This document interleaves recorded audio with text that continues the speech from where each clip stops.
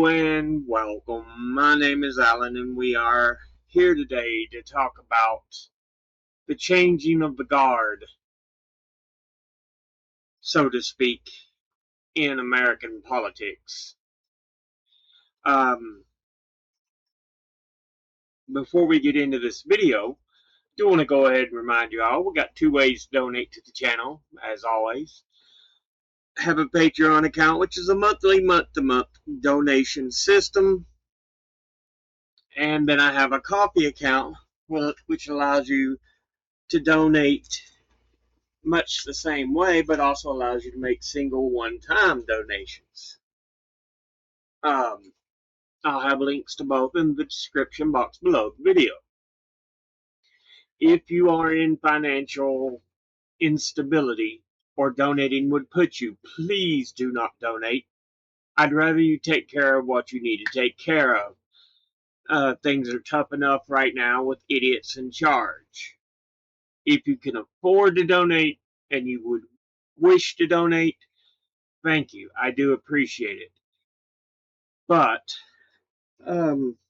after all, it's me, myself, and I that do these videos. I do the research, the filming, the editing, the posting. Yeah. And I've sworn off doing commercials as a personal choice, and I get no money from the videos as of yet. With all that said, let's jump into this video. As you can see up on the screen from the lever, what New York socialists know that the Democrats don't. Yeah, Mamdani pushed in a whole new class just in New York of Democratic Socialists. Democratic Socialists was a big part of it. This is a continuation of the revolution Bernie sparked. Hell, even you could even go back as far as the Occupy Wall Street protests.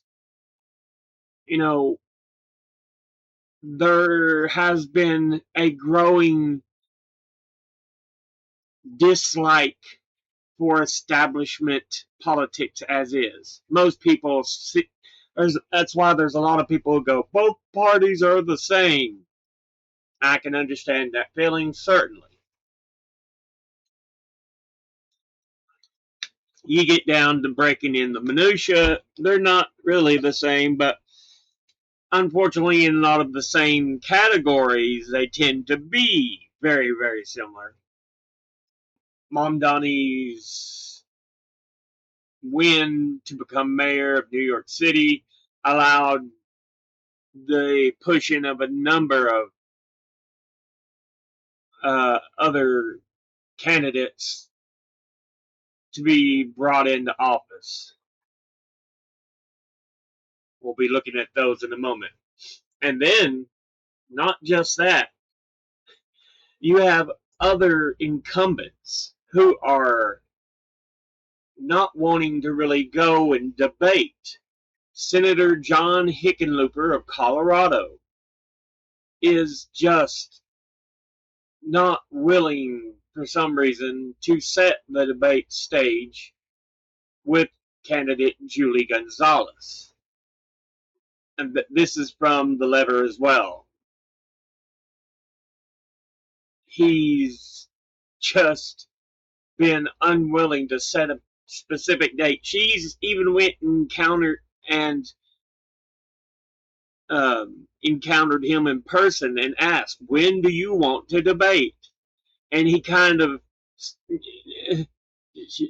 well, you know, it's not really that, I'm afraid. I'm busy. And his own chief of staff or whatever steps in and tries to cover for him. But Julie keeps pushing. It's like, come on. You're showing why many people don't like the establishment. there's no love for the Democratic Party. But unfortunately, the Republicans are fucking worse. And that's, again, a big part of why people just look at them as the same, because neither one is good. There's one that's better, but it isn't by huge leaps and bounds. So, yeah. Let's look at some of the people who have lost. From the Hill, Bill Cassidy lost his senatorship in the primary. These are all people who recently lost their primaries. That means they didn't even get to the actual election. They lost in deciding who the party will put forward, even though they were the ones who were already there. Cassidy, senator of Louisiana, a Republican, beaten by another Republican. But yeah, John Cornyn, he lost his Senate seat as a Republican in Texas when Trump backed Ken Paxton at the last minute. Thomas Massey, when he was just saying, hey, we need to find out who was guilty of doing these things to kids in the Epstein files, and Trump got all pissy and whiny about it and made him a target, made him an enemy. And Massey ended up losing his primary to another Trump-backed Republican. And again, those three are Republican versions. Dan Crenshaw, second congressional district since 2019, and lost to Steve Toth, Republican in Texas. So, yeah, Crenshaw, gone.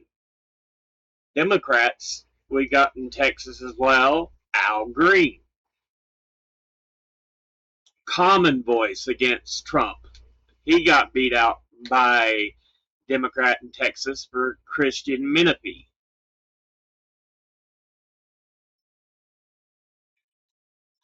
Julie Johnson, Democrat in Texas. I'm trying to see who was the one that kind of got it to replace Julie Johnson. I think it's Martin Vesey of Texas.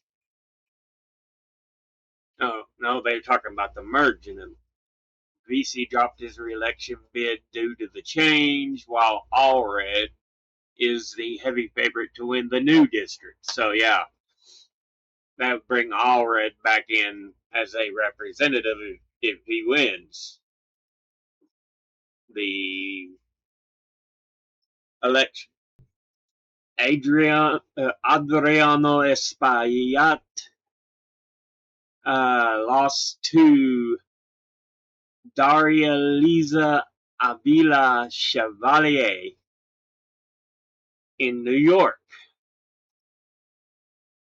And then, of course, Dan Goldman lost to Brad Lander in the primary. There's a shifting tide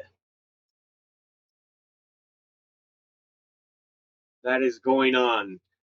And the Democrats, you need to understand, it can't be same as it's been in the last 50 years.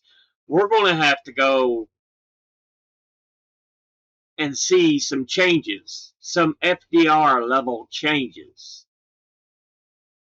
Because, yeah, business as usual ain't cutting it anymore. Too many people are suffering and they've gotten tired of it. And then, of course, this one I think's just, I'm afraid it may be just replacing the same O with same old, because it's ex-aides to the House representatives who are retiring, who were taking over and winning their primaries. So the aides to Hoyer and Nadler retiring, and their aides won the primary to represent the House districts. It's like, I'm hoping they don't, again, do the same old, because that ain't going to cut it. It isn't. There is a growing wave that wants serious change.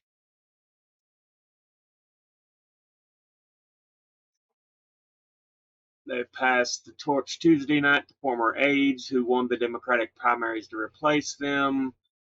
And because both districts are overwhelmingly blue, they are most certain to win in November and get sworn in to replace their former bosses. That sounds too almost like nepotism, to be fair.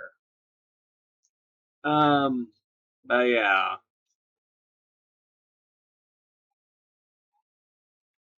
Um, let's see. Hoyer and Nadler are the latest lawmakers to successfully anoint their successors after spending decades in Congress. Among 66 members of Congress are not seeking re-election this year, and at least 5 have endorsed former staffers to replace them, and more than a dozen others have, to varying degrees, worked to smooth the path to Capitol Hill for their favored replacements.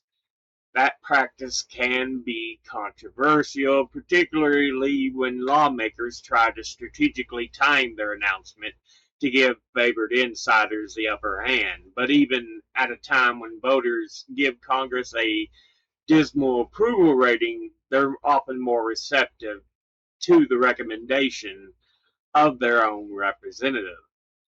That was the case for Natasha Greensword, 45, who backed Adrian Balfoe to Maryland's Democratic primary on Tuesday, in part because she was endorsed by Hoyer, who also represented the area since 1981. Yeah, Hoyer's Maryland and Nadler's New York. Yeah, I think Nadler's New York. Most infamously, Democratic Representative Jesus Chuy Garcia of Illinois earned a formal reprimand from a bipartisan majority of the House for a particularly aggressive strategy to keep his seat in friendly hands. He announced his retirement plans just after the deadline to file paperwork to run for the seat. By then, his chief of staff, Patty Garcia, was the only candidate who had submitted the needed paperwork. She went on to win the primary for the Chicago area district with 100% of the vote. Yeah, it's like I said, it's almost just nepotism in a way, because while it ain't necessarily relations, it's people who have been with them for so fucking long. It's just like passing it along to the next in line, so to speak. And that's not a good thing. It shouldn't be allowed. It should be a fair and open election. But yeah, this was from PBS. So anyway, like I'm saying, there is a changing of the guard, so to speak, going on right now, because Trump's fucked up so much shit on the Republican side, and so there's a lot of the Republicans, those who didn't constantly kiss his ass, Trump is targeted and gotten kicked out of their positions. And then there's a number who have said, yeah, I'm not running for re-election because there's no way I'm getting elected with as angry as people are at Republicans right now. And on the Democratic side, there's a lot of people fed up and don't want the same old crap. They're looking for changes. And I mean, heavy changes. It can't be any more a good old boys corrupt system. That has made a lot of people very angry and they grow tired of that behavior. I just wanted to go ahead and take a moment here and just talk about the fact that there is going to be so much change going on. Like I said, growing unrest. People are kind of fed up with the status quo because conditions get worse for the average everyday person, while there's a tiny group that just grows richer and richer and richer. I think he's dropped under the trillionaire title with a loss of money, but for a while there, Elon Musk was a trillionaire. Billionaires should not exist, let alone fucking trillionaires. And you wonder why people are so fed up. You wonder why people like Luigi Mangione exist. You know, you take all this big money and then it's like you don't care what happens to others. People aren't going to take that forever lying down. And we've about hit a point that there's going to be no coming back from because they were getting fed up. Anyway, we'll go ahead and end this episode here. As always, educate thyself. Think, read, study, learn. Someone tells you something you have trouble believing, ask them to cite their sources, and it can't be tinfoil hat wearing sources or a bunch of anecdotes slapped together to try to make sources. And it can't, like I know somebody who knows somebody that saw a ghost recite the Pledge of Allegiance. Highly doubtful. Highly, highly doubtful. I'll be putting my links and sources in the description box below the video. Thank you all for watching. I'll see you all in the next one. Until then, later.